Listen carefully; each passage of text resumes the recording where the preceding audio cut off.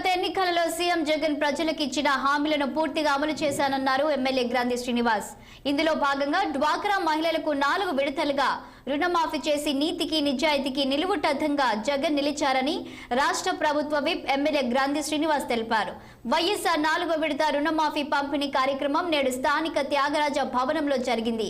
ఈ కార్యక్రమానికి ముఖ్య అతిథిగా హాజరైన రాష్ట్ర ప్రభుత్వ విప్ ఎమ్మెల్యే గ్రాంథి శ్రీనివాస్ సమావేశంలో సీఎం జగన్ అధికారంలోకి వచ్చిన తర్వాత 2 సంవత్సరాల పాటు ప్రపంచ వ్యాప్తంగా కరోనా ప్రభావం తీవ్రంగా పడిందని, ముఖ్యంగా రాష్ట్రంలో కరోనా ప్రభావం కారణంగా రాష్ట్ర ఆదాయం గణనీయంగా తగ్గినప్పటికీ 2019 ఎన్నికలలో జగన్ ప్రజలకు ఇచ్చిన హామీలన్నింటినీ కూడా చిత్తశుద్ధితో అమలు చేశారని తెలిపారు.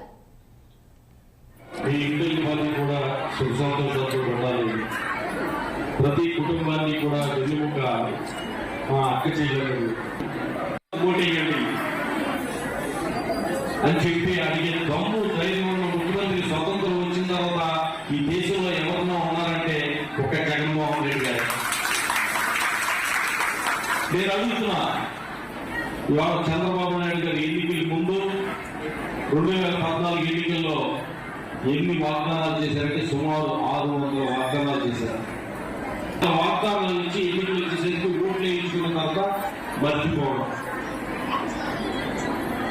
నిజంగా చెప్పాలంటే మోసానికి, వెన్నుపోటీకి, దగాకోరు రాజకీయాలకి, విలువలకు తిరోధకాలు ఇచ్చి, ప్రజాస్వామ్యానికి కూడా తిరోధకాలు ఇచ్చి, ప్రజాస్వామ్యాన్ని అపహాస్యం చేస్తూ రాజకీయాల్లో ఏదైనా ఉన్నదంటే కనుక చంద్రబాబు నాయుడు గారు అంత అవినీతిపరుడు కానీ, అంత ద్రోహి కానీ, దుర్మార్గుడు కానీ లేదని చరిత్ర పట్టులో నెట్టే వ్యక్తి అవసరం ఉన్నామంటే అందరినీ వేదికనున్న నాయకులు